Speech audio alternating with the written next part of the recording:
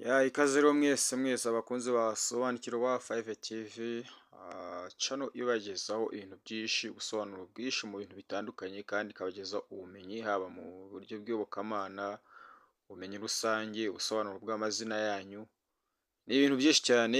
Sobanukirwa 5 TV ibagezaho nk'uko mumaze kugenda mubyibonera bitewe n'ibiganiro byacu bigenda bitambuka. Rero nkaba mbibutse gukanda subscribe, ukore share, hanyuma utange na comment ku kiganiro cyacu tuba twashyizeho kugira ngo tumenye nawe icyo ushaka. Umwanya rero nkaba ngarutse mu kubasobanurira amazina cyangwa se mu kubabwira ubusobanuro bw'amazina yanyu. Izina ryawe ni iry'agaciro, izina ryawe ni ikintu gikomeye nk'uko mpora mbikubwira. Kuba rero uriho utazi ubusobanuro bw'izina ryawe, aho ngaho mu by'ukuri mbona ko ufite ikibazo. Kuba ufite izina, ukitwa izina, ariko kandi iryo zina ntubashe kuba urizi. Ni ngombwa rero ko umenya izina ryawe mu bijyanye n'umuco cyangwa se no mu bijyanye n'umwuka. Mu bantu nyine bizera Imana, abo ngabo nibo mvuga ku bijyanye n'umwuka. Rero ni iby'agaciro kumenya izina ryawe.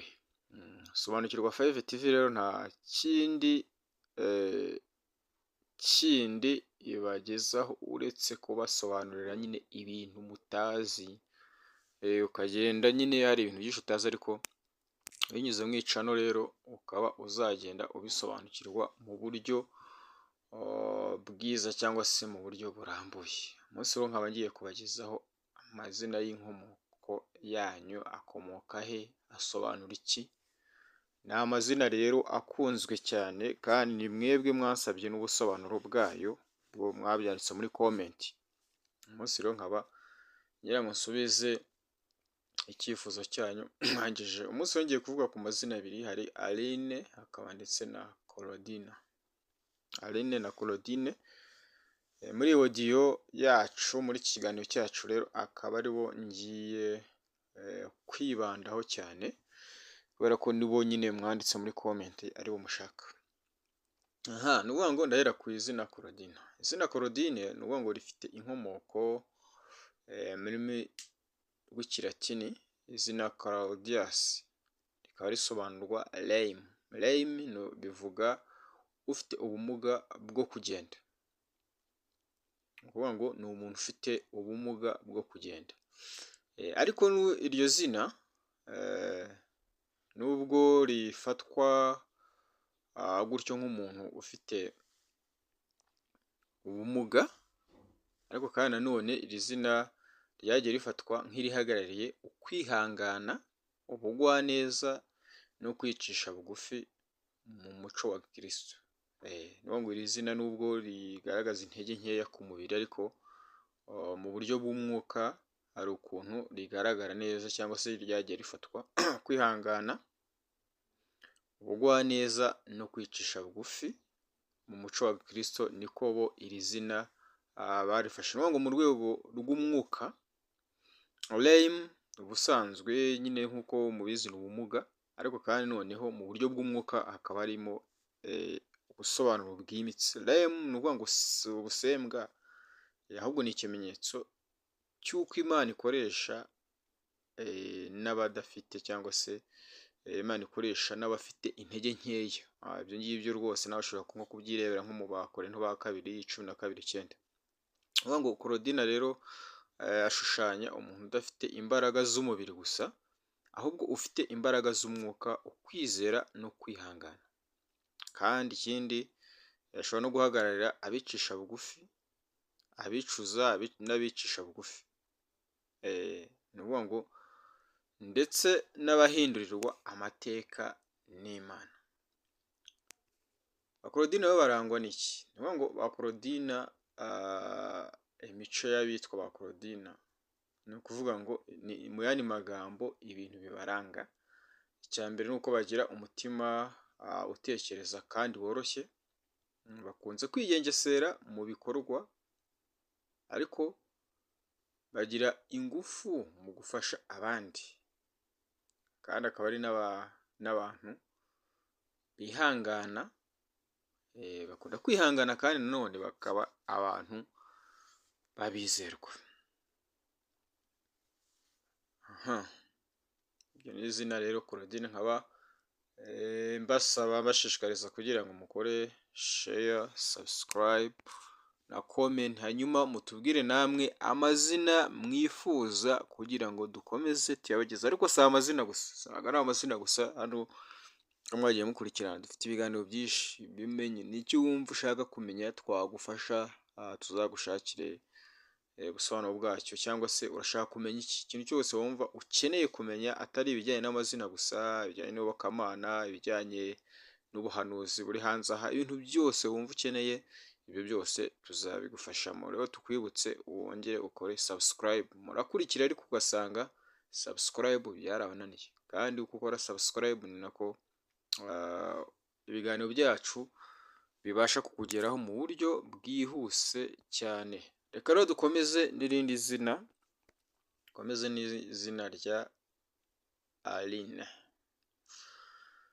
Aline ni ukuvuga ngo naryo rifite inkomoko mu gifaransa no mu kilatini, rikomoka mu mazina nko kuri Adelina.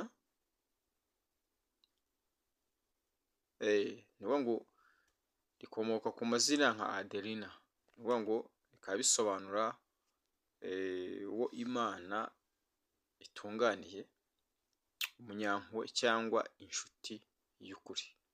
Ni ukuvuga ngo inkomoko ryatuzeho mu kilatini ni ukuvuga ngo ni kuri Adelina, ariko kandi noneho ni ukuvuga ngo ibisobanuro byabyo bikaba ari uwo Imana itunganiye, umunyampuhwe cyangwa se inshuti y'ukuri. Mu buryo bw'umwuka rero, Aline ashushanya umuntu w'umutima mwiza, uca bugufi kandi ukunda amahoro.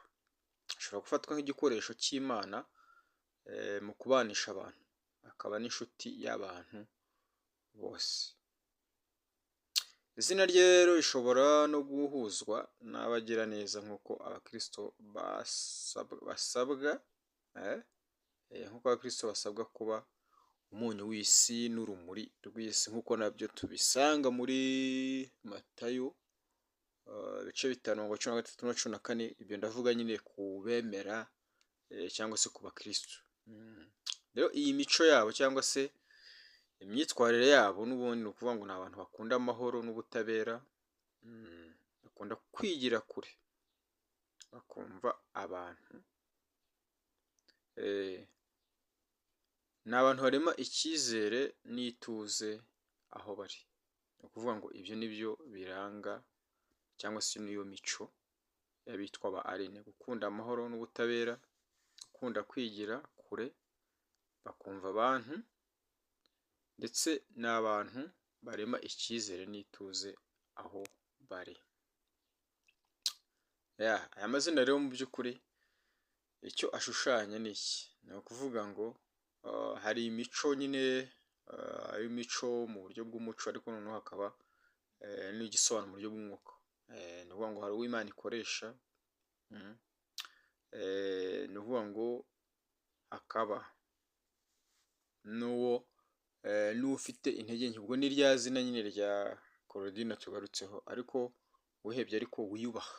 Aya mazina rero akaba ari bwo busobanuro bw'aya mazina maze kubagezaho.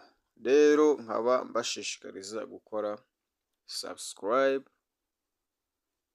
nasangize n'abandi kugira ngo nabo wenda batarasobanukirwa iby'amazina yabo bajye batwandikira hano kuri Sobanukirwa 5 TV, bagiye muri comment, hanyuma bashyireho ubusobanuro bw'izina bashaka kugira ngo tujye tubana. Nababwiye ngo kumenya izina ryawe ni ikintu cy'agaciro, kuba uzi ubusobanuro izina ryawe mu buryo bw'umuco, mu buryo bw'umwuka, ukaba uzi icyo witwa nyine, apana kubaho utazi ngo uhamagarwa izina ariko ntuzi ngo risobanura iki. Kandi ni byiza ko umenya izina ryawe. Nababwiye ngo izina ni ikintu umenya, ikintu wavutse wumva, kandi n'ikintu uzarinda upfa ukigifite.